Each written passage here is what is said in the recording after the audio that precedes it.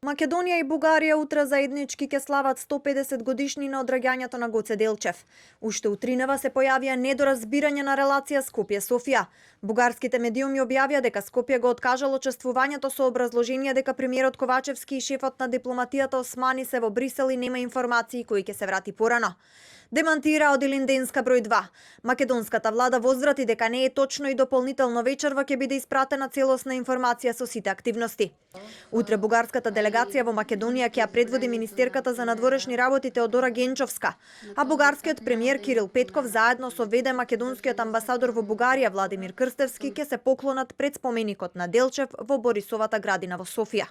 Во меѓувреме позитивни пораки од Париз. Францускиот државен секретар за Европа Клеман Бон на средба со Османи и Маричик порача дека Франција е на располагање да помогне и да ги олесни разговорите меѓу Софија и Скопје. Верувам дека постои добра волја во дискусиите меѓу Софија и Скопје, но и во Европската унија. Значи, мислам дека ќе имаме добри резултати во следните недели. Веруваме дека отворениот диалог ќе донесе резултат во изнаоѓање на решение врз основа на европските вредности.